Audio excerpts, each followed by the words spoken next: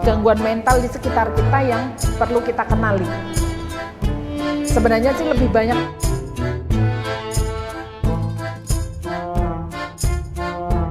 Ibu pernah karena jengkel banget sama suaminya terus jadi tiba-tiba tensinya naik? Pernahkah ibu jengkel sama tetangganya? Kemudian tiba-tiba badan ibu ini rasanya tulangnya nyeri-nyeri? Nggak ada yang ngaku. Nah itu Bu, gejala-gejala itu, simptom-simptom itu, rasa sakit di tubuh kita itu bisa jadi ya, untuk lebih pastinya perlu nanti diperiksa dokter. Bisa jadi itu sebenarnya tubuh kita tidak benar-benar sakit, tapi karena pikiran kita mengendalikan emosi kita. Emosinya meluap-luap tapi mau dikeluarin gak enak, sungkan, mau ngomel. Kok udah sering ngomel akhirnya jadi sakit sendiri. Itu namanya psikosomatis. Ibu-ibu pernah sakit leher gak bisa nengok? Yang disalahin siapa? Bantal. Berapa lama biasanya ibu-ibu merasakan leher dan pundak yang sakit gak bisa nengok? Berapa hari? Rata-rata 2 hari. Ibu, saya pernah merasakan leher dan pundak sampai ke pinggang. Jadi punggung saya rasanya seperti papan. Itu selama 3 minggu. Bayangkan. Saya minum obat akupunktur di fisioterapi yang dipanas-panas kayak ayam itu. Itu nggak sembuh. Minum obat justru lambung saya yang sakit. Sembuhnya apa Bu? Hanya 5 menit tanpa obat. Ibu mau coba? Nah, mau coba? Sekarang ada yang sakit kepala, pegel, pundaknya sakit, kakinya sakit. Nah, mau kita coba Bu? Iya, ayo silakan duduknya selonjoran aja yang nyaman. Asik. Ya, selonjor aja. Ada tas, ada benda-benda, ada buku, ada Quran, silakan disimpan dulu. Ya, disimpan dulu. Kakinya lurus, duduk rileks, merdeka. Jangan ada beban di tubuh kita. Sudah siap Bu? Ya, sekarang silakan letakkan tangannya di atas paha. Jangan berlipat atau begini ya. Letak, rileks aja, rileks seperti kita mau ame-ame ya. Rileks saja, rileks. Udah merasakan rileks Bu? Rileks saja, rileks. Nah sekarang silahkan tarik nafas. Tarik nafas dari hidung. Tahan. Keluarkan dari mulut pelan-pelan. Jangan dihembus. Jangan ya. Ya ulangi lagi. Tahan. Lepaskan dari mulut pelan-pelan. Semakin tidak terdengar, semakin tidak terasa, itu semakin baik. Ya, lagi, sekali lagi tarik nafas. Yang dalam, simpan. Keluarkan pelan-pelan dari mulut. Semakin lambat, semakin baik. Semakin lambat, semakin rileks. Sekarang akui semua hal-hal yang membuat ibu-ibu jengkel. Akui saja di dalam hati, gak usah cerita ke saya. Akui saja. Akui, ya, saya pernah jengkel. Sama siapa sebut aja. Kemudian rasakan perasaan jengkel itu sekarang hadir. Perasaan jengkel itu sekarang hadir di dalam hati. Kemudian akui perasaan jengkel itu nggak nyaman. Perasaan jengkel ini sangat-sangat tidak nyaman. Dan karena Allah menciptakan aku dengan berbagai kebaikan, maka jengkel ini, rasa tidak nyaman ini tidak layak berada di dalam tubuhku. Sekarang izinkan perasaan tidak nyaman itu keluar. Tarik nafasnya. Tarik nafas. Tahan. Keluarkan pelan-pelan. Rasakan perasaan jengkel dan tidak nyaman itu keluar dari tubuh kita mengikuti alur nafas kita. Jika masih ada yang jengkel, tarik nafas lagi, simpan, keluarkan pelan-pelan, sadari hal yang tidak nyaman itu keluar dari tubuh dan pikiran kita. Tarik nafas lagi. Sekarang dengan sekuat tenaga, niatkan dan ikhlaskan tubuh kita menjadi rileks, sehat, dan bahagia. Sekarang rasakan perasaan nyaman di hati kita menjalar ke seluruh tubuh. Rasakan kepala, pundak kita dan seluruh tubuh menjadi sangat ringan. Sekarang tarik nafas, hembuskan dan ucapkan hamdalah. Pelan aja Bu, kan buat diri sendiri ya. Rasanya gimana? Enteng? Nanti ibu bisa coba di rumah dengan lebih berkonsentrasi lagi. Ini ada relaksasi sederhana ya. Jadi sebenarnya yang membuat pegel-pegel itu sebenarnya dominan pikiran kita. Jangan kebanyakan langsung minum obat sakit ya. Obat apa tuh? Buru-buru minum apa tuh? Dekolgen apalah itu.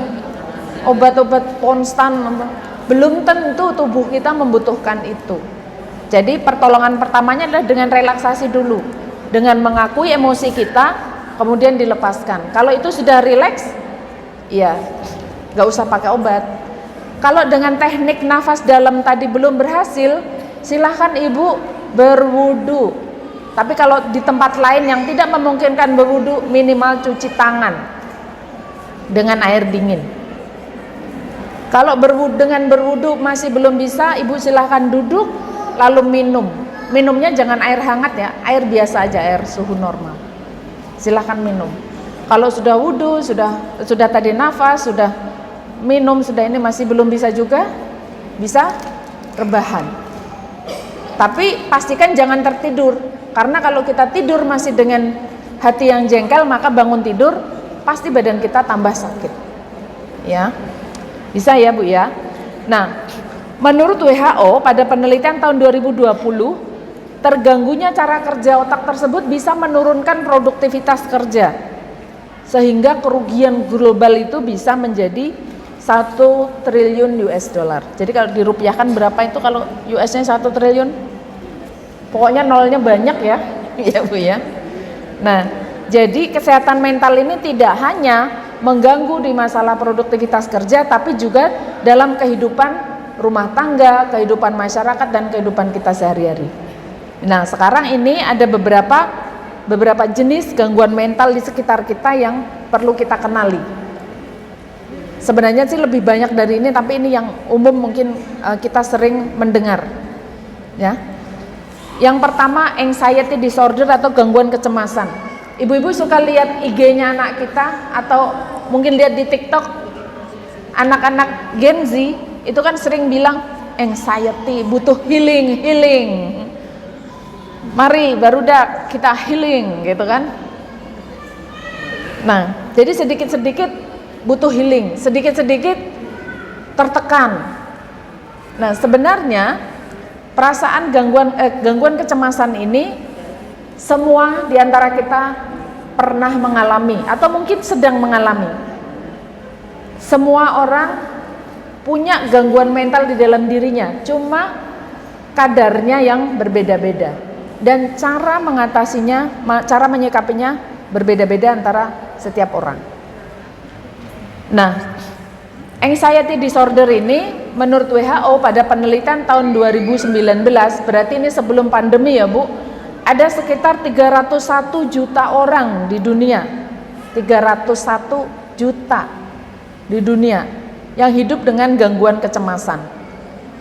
58 juta diantaranya anak-anak dan remaja. Nah, ini perlu kewaspadaan. Nah, di Indonesia sendiri sepanjang 2020, berarti itu di awal-awal pandemi ya, ibu-ibu, ada sekitar 18.000 orang yang mengalami gangguan kecemasan. Itu data dari Kemenkes. Itu yang baru terdata. Yang tidak terdata lebih banyak mungkin. Nah, jadi gangguan kecemasan itu macam-macam. Pernah nggak ibu-ibu mendapati anak kita ketika besoknya mau ujian sekarang panas badannya, khawatir? Nah, itu termasuk gangguan kecemasan. Tidak usah khawatir. Anak-anak itu karena dia belum terlatih menghadapi tantangan dalam hidupnya, dia suka mengkhawatirkan hal-hal yang belum terjadi. Kenapa anak-anak sering khawatir? Mungkin ya, saya sih tidak menuduh ya Bu ya, mungkin sering dimarahin kalau nilainya kecil. Iya nggak Bu? Ibu-ibu ngaku Bu. Mungkin kalau nanti dia nilainya remedial, dia tidak sesuai KKM, dia dihukum sama ayahnya. Atau dia malu, akhirnya dia jadi cemas. Bagaimana cara menghilangkan kecemasannya untuk anak-anak Bu? Dengan terapi pelukan. Ibu-ibu hari ini sudah memeluk anaknya? Sudah? Ada yang belum? Jadi Bu, menurut penelitian, memeluk keluarga itu bagus untuk kesehatan mental kita. Minimal 8 kali, idealnya 20 kali. Jadi itu bisa menjadi terapi supaya anak kita atau anggota keluarga kita yang akan menghadapi sesuatu yang penting dalam hidupnya itu tidak cemas, menjadi tenang dan optimis. Itu hanya dipeluk. Dipeluk saja, nggak usah diomong-omongin. Dipeluk saja. Ya. Kemudian juga ada gangguan panik atau panic attack. Kan ada orang yang sampai, kalau orang sini bilang gupuan. Aduh, gimana nih? Gitu, langsung panik. Aduh, gimana nih? Nah, kemudian gangguan kecemasan sosial. Ada Bu orang yang khawatir ketika berada di tempat umum. Orang menganggapnya, oh dia introvert. Tapi itu belum tentu. Jadi harus diperiksa dulu oleh profesional. Baru bisa ditentukan, oh ini gangguan kecemasan atau karena memang dia introvert. Itu berbeda. Kalau yang gangguan sosial ini, dia sama sekali dia takut ketemu orang. Jadi dia hanya di rumah aja, berada di dalam kotaknya dia. Nah, kemudian ada juga gangguan kecemasan perpisahan. Mungkin akibat trauma karena ditinggal meninggal atau binatang piaraan kesayangannya mati. Maka begitu dia punya, misalnya kucing, sekarang kan banyak ya di antara kita yang punya piaraan kucing. Kucingnya lucu, tiba-tiba kucingnya sakit terus mati. Itu kan sedih ya. Terus begitu dia punya kucing lagi, itu kita menjadi ketakutan, oh jangan-jangan mati lagi nih. Padahal kan belum tentu.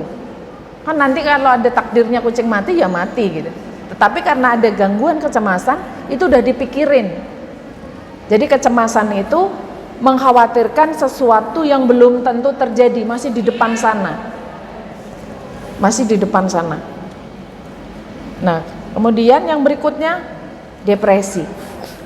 Depresi ini suasana hatinya itu rasanya kosong, kehilangan, terus jadi mager, kehilangan minat. Yang biasanya hobi nyanyi, dia nggak mau nyanyi. Yang biasanya dia hobi membaca buku, dia tidak mau membaca. Biasa hobi bersepeda, dia tidak mau bersepeda. Yang biasanya dia menekuni hobi yang menyenangkan, dia menjadi enggak. Kemudian dia sulit berkonsentrasi, mudah tersinggung.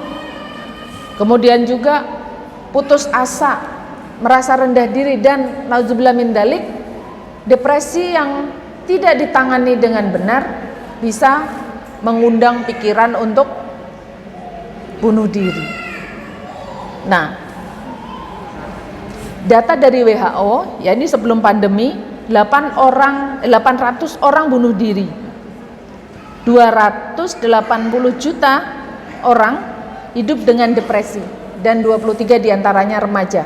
Tapi ini saya yakin ini datanya aslinya lebih banyak. Ya. Kemudian yang berikutnya adalah bipolar.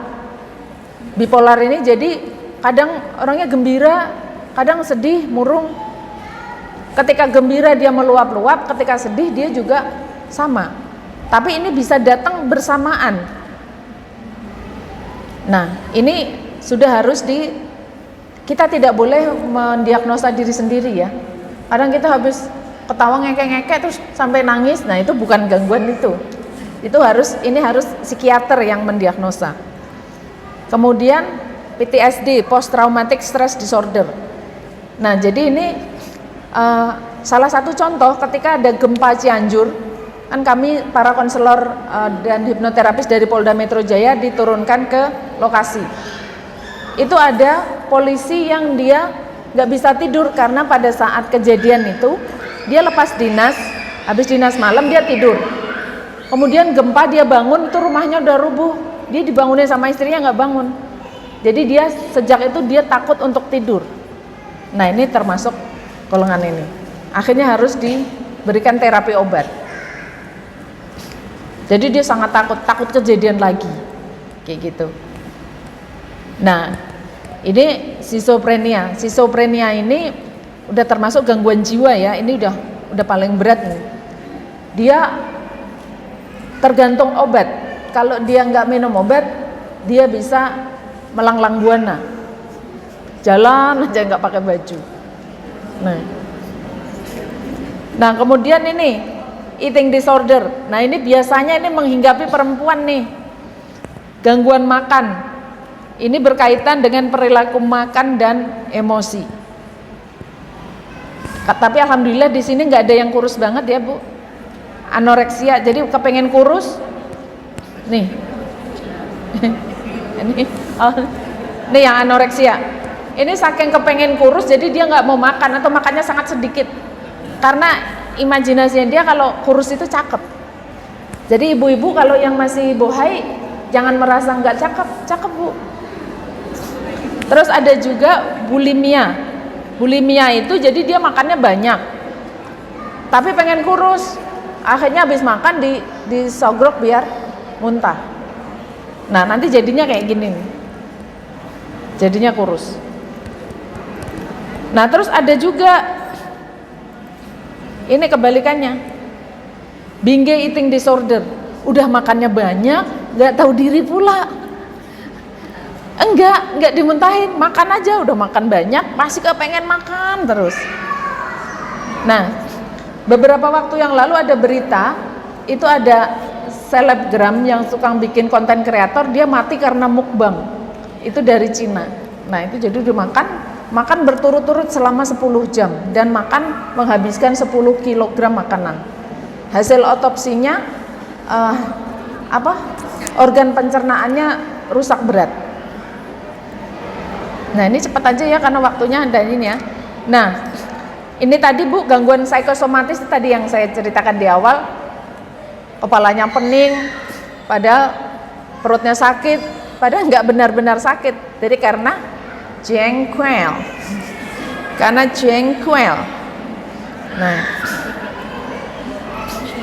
Nah, ibu-ibu ada yang seperti ini, hoarding disorder itu suka numpuk-numpuk barang, dibuang sayang, disedekahin sayang.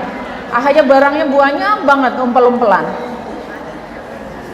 Nah, ini ada. Nah, sekarang ini yang Rani Bu ya. Tambah 5 menit ya Bu ya. Iya, nggak apa-apa. Nah, sekarang banyak ya gangguan-gangguan mental di sekitar kita. Terus peran ibu apa nih? Nah, kita cek fakta dulu ya. Nah, ini ramai di berita. 5 daerah di Indonesia dengan populasi LGBT terbanyak, dan menurut media ini yang terbanyak adalah Provinsi Jawa Barat. Bekasi masuk Jawa Barat ya Bu? Nauzubillah, semoga tidak mampir ke Bekasi. Nah ini hendak tawuran, belasan remaja diamankan polisi di Jakarta Barat. Ada sajam dan juga narkoba. Nah ini ayah membunuh anaknya, jadi pulang-pulang mabuk, mau melukai ibunya, akhirnya sama ayahnya dibunuh. Itu di Semarang. Akhirnya ayahnya diancam pidana 15 tahun. Nah, kemudian ini ada juga berita bayi tewas dianiaya orang tua angkat di Bandung. Mayatnya dibuang di ember cat. Nah, ini hal-hal seperti ini banyak terjadi di luar sana. Nah, ibu-ibu mungkin pernah baca itu ya, ada poluan bakar suaminya. Nah, kemudian juga ada siswa SD, jadi anak SD umur 11 tahun bunuh diri, gantung diri di Banyuwangi karena dibully, karena dia anak yatim, karena dia nggak punya ayah, anak yatim dia di ini. Nah, kemudian ini dugaan perundungan mahasiswa kedokteran.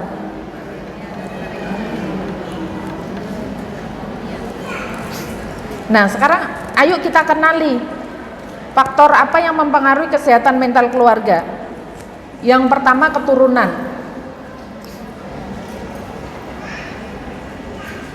Itu yang kalau yang depresi akut, yang skizofrenia itu kebanyakan dari keturunan. Terus kemudian komunikasi yang buruk. Ibu-ibu biasanya kalau anaknya negur anaknya pakai nadanya tinggi atau rendah? Kakak gitu kan. Jangan digangguin adeknya. Jadi yang ingin ibu sampaikan adalah informasi atau emosi? Yang ingin disampaikan informasi yang berisi pesan, kakak jangan mengganggu adik. Tapi yang disampaikan dengan nada tinggi diterima oleh otak si kakak adalah, suara kenceng, mama marah. Dia tidak mengerti informasi yang disampaikan apa. Otaknya dia tidak nangkep. Nah, kemudian bagaimana caranya komunikasinya biar ibunya ngomong, anaknya ngerti. Jaraknya dideketin supaya ibu bisa bicara dengan nada rendah. Nada rendah itu apa, Bu? Misalnya nada do, re, mi, itu rendah. Misalnya gini, Bu Senja, bisa nggak duduknya yang benar? Terus dengan saya mendekat, Bu Senja, duduknya yang benar. Kalimat yang saya sampaikan sama nggak? Sama, tapi nadanya berbeda. Dan diterima oleh Bu Senja tentu juga berbeda. Demikian juga ke anak kita. Nah, kemudian yang tidak kalah penting adalah waktu istirahat. Tadi udah saya ceritakan ya, ada anak remaja yang 3 tahun dia kesulitan tidur. Itu kesehatan mentalnya terganggu. Jadi jangan membiarkan anak-anak kita terbiasa begadang. Waktu tidur yang sehat itu startnya sekitar pukul 22. Jadi kalau ada anak-anak remajanya, keluarga kita yang begadang, yang tidak mengerjakan sesuatu tapi begadang, itu silakan diingatkan.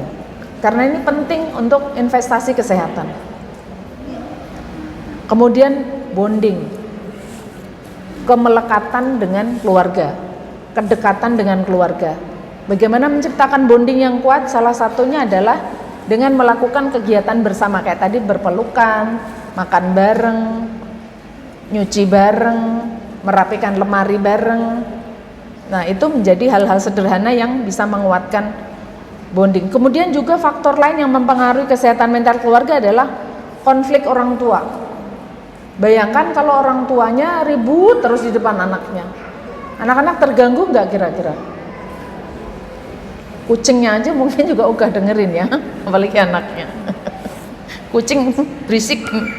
Nah, nih contoh perilaku yang potensial merusak mental. Perilaku abusif, kayak tadi yang saya contohkan, anaknya tantrum malah dipukul.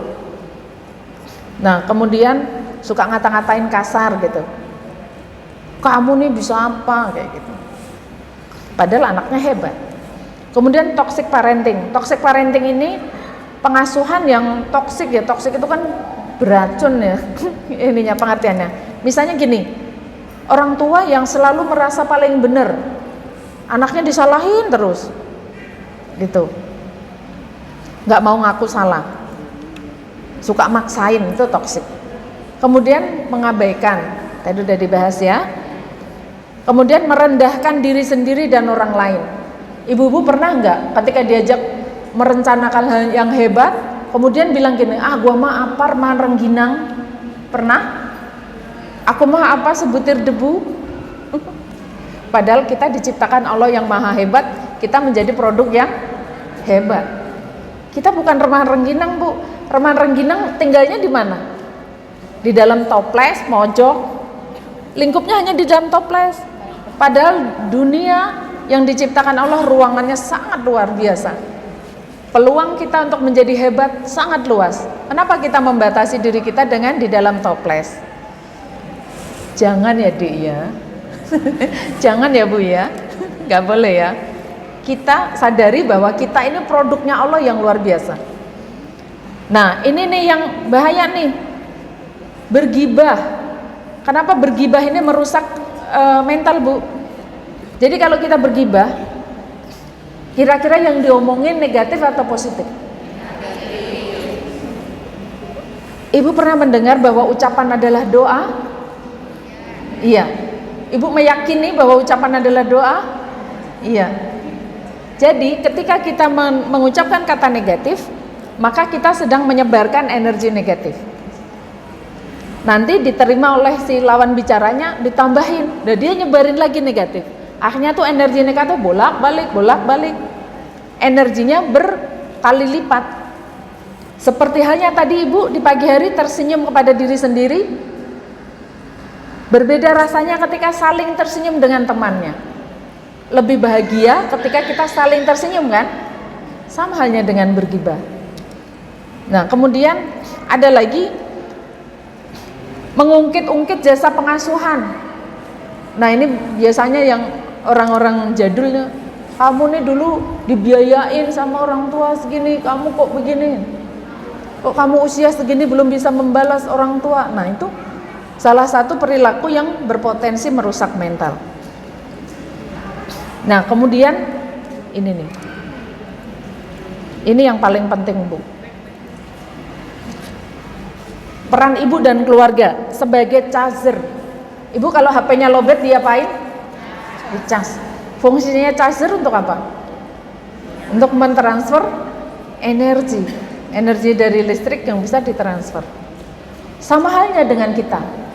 Ibu-ibu, kita sebagai charger untuk mendeliver kasih sayang kepada keluarga kita. Nah, ini ada kurang lebih ada yang ini ada 5 bahasa kasih ya yang populer. Yang pertama, sentuhan fisik. Anak-anak bayi kita itu kalau nangis, begitu dipeluk ibunya langsung diem kan? Apa nangis kejer? Nah, ingat dulu ketika kita waktu kecil, ketika kita berebut mainan sama kakak atau adik kita, ibu kita datang terus kita dipeluk. Kita masih kejer atau udah diem? Diem. Nah, berarti bahasa kasih sayangnya, bahasa cintanya adalah sentuhan fisik. Makanya tadi saya berikan terapi kepada klien saya yang mengalami gangguan mental itu untuk diberikan terapi pelukan. Itu sangat efektif, sangat manjur. Kemudian waktu bersama, quality time. Ketika dulu anak masih TK, SD, ketika belajar ibu nemenin, ngajarin ya kan? Meskipun sambil gemes gini loh gitu, nggak bisa. 2 tambah 3 itu 5. Tapi si anak bilang 2 tambah 3 itu bukan 5 mama, 7. Kita kesel. Tapi kan anak kita seneng ditemenin. Sekarang setelah anak kita remaja, SMA atau kuliah, apakah kebiasaan menemani saat belajar itu masih ada? Enggak. Ketika anak kita merasa lelah baru pulang dari beraktivitas, apakah dia ketika istirahat kita ada di sebelahnya menemaninya? Tidak. Nah, ini nanti tolong ya Bu, dievaluasi masing-masing di keluarganya. Kemudian ada juga pelayanan. Misalnya anak laki-laki nih biasanya yang love language-nya pelayanan.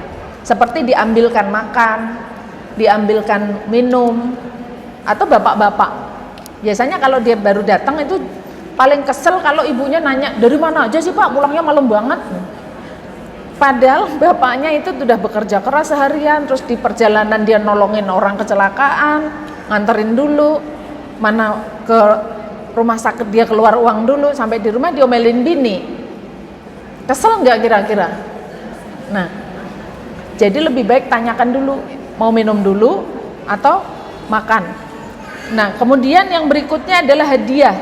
Kita kalau dikasih hadiah senang, Bu. Demikian juga keluarga kita. Nah, sering-sering kasih hadiah ya, Bu.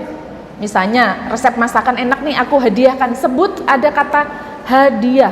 Mama hadiahkan untuk kalian makanan yang enak.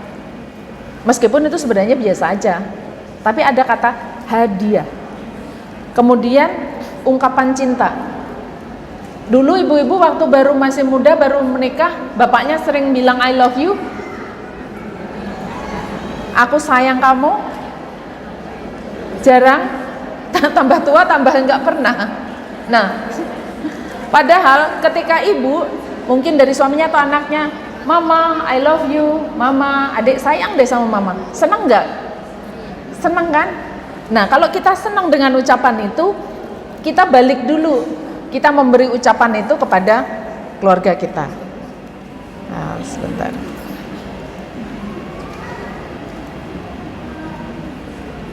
Nah, ini yang paling bahaya nih, Bu. Ciri-ciri mental block ya. Satu lagi ya.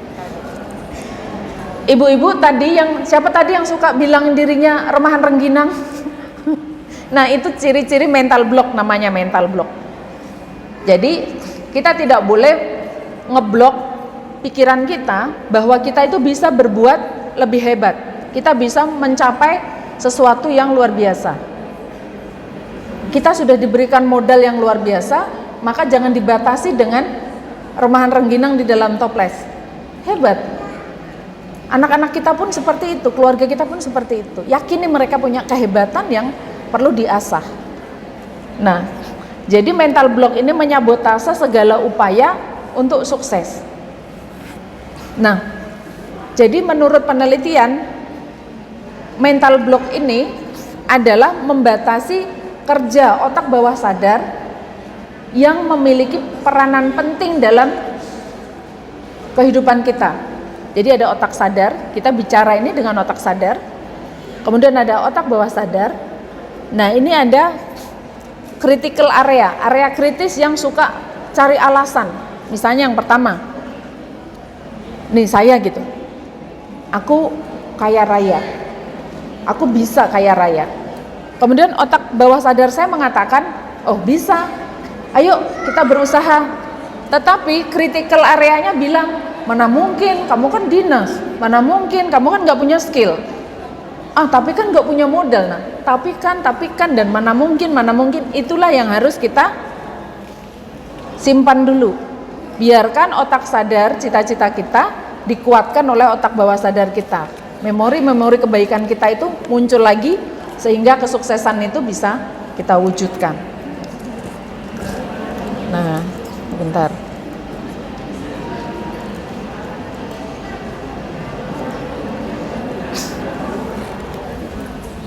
Nanti yang untuk relaksasi di-cut aja, Bu. Soalnya yang lagu ini kan enggak, yang tadi kan udah relaksasinya udah dimasukin tadi. Oh, yang masukin aja. Ya udah. Enggak usah lagu.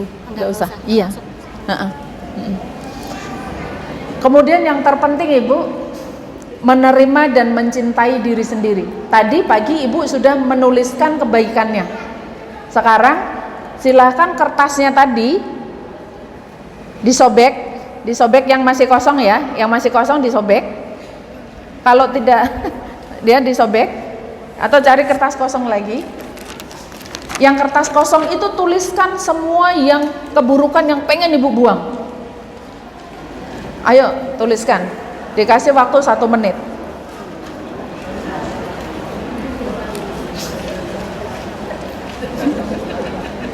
Ayo, kejelekannya tulis. Habis ini udah. Nanti saya boleh iklanin Ibu, maksudnya boleh. Ibu juga membuka konsultasi. Boleh. Sesuai perjanjian. Jadi saya kepengennya gini, Bu, kalau bisa kita ada komunitas mental health awareness gitu. Jadi nanti kita ada grup yang kita ada sharing session berkala gitu. Nggak apa-apa, Bu. Mungkin nanti seksi tanya jawab kan juga 3. Soalnya ini kan untuk persiapan. Iya, iya. Nanti itu aja melalui WA aja. Nanti SMS. Sudah Bu? Kejelekannya sudah ditulis? Hal-hal buruk dalam diri yang mau dibuang sudah ditulis? Oh, kayaknya masih serius nih. Ayo. Semakin banyak semakin baik. Tulis kejelekan-kejelekan diri kita yang mau dibuang.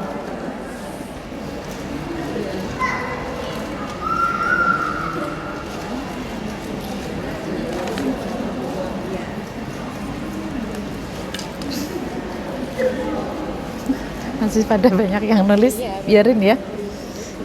Soalnya hari Jumat. Terus kita kan tadi mulainya agak telat ya. Nanti udah nggak ada lagi tanya jawab, jadi langsung ke ini aja ya Bu ya, mental wellness ya. Iya, mental wellness kita bikin grup aja, nggak apa-apa. Oke, siap. Jadi kayak komunitas di Taman Aster, kayak Satgas Kesehatan Mental gitu boleh.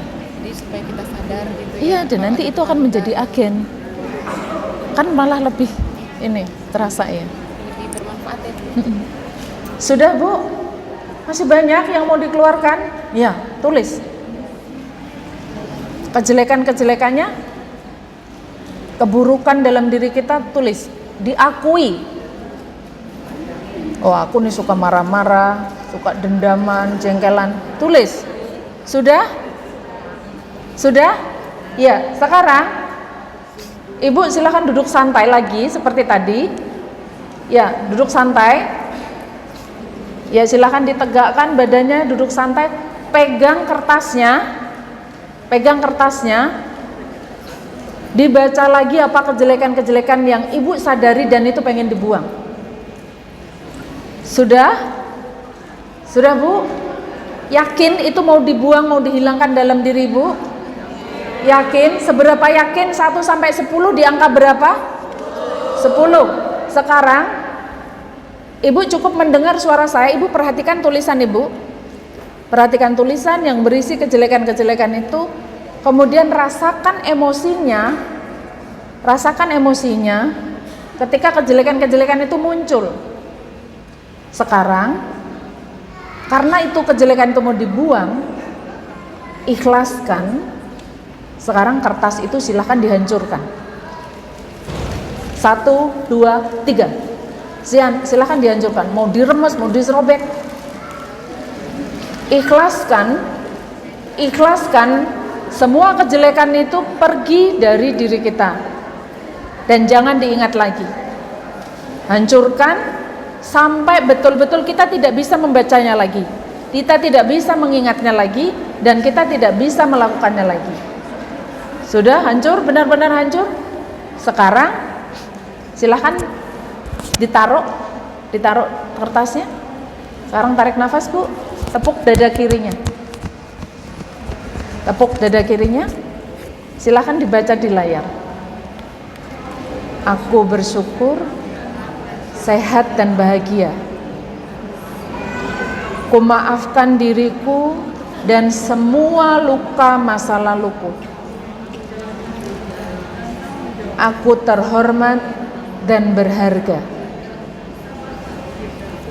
Aku mampu jalani hidup dan tanggung jawab secara sadar dan ikhlas. Aku selalu gembira, sabar, produktif, dan sukses. Aku berlimpah rezeki dan kebahagiaan secara terus-menerus. Terima kasih diriku. Sebut nama masing-masing. Terima kasih. Terima kasih. Ya, tepuk tangan untuk kita semua. Luar biasa. Baik, saya kira itu yang dapat kami sampaikan. Mohon maaf waktunya molor, jadi nanti insya Allah Bu ya, ini harapan saya, semoga ibu-ibu menyetujuinya. Kita membuat komunitas kesadaran kesehatan mental. Silahkan nanti yang berminat Nanti kita akan membuat komunitas, dan di komunitas itu kita akan berdiskusi tentang isu-isu tentang kesehatan mental dan langkah-langkah apa yang bisa kita lakukan untuk membantu teman, tetangga, saudara kita yang mengalami gangguan. Paling tidak pertolongan pertama dulu. Kita tahu apa yang harus kita lakukan tanpa kita bertanggung jawab bahwa itu solusinya harus dari saya. Tidak. Kita cukup menjadi teman baik. Baik, saya kira itu dari saya. Semoga bermanfaat. Mohon maaf jika ada lisan saya yang kurang berkenan. Kesempurnaan hanya milik Allah.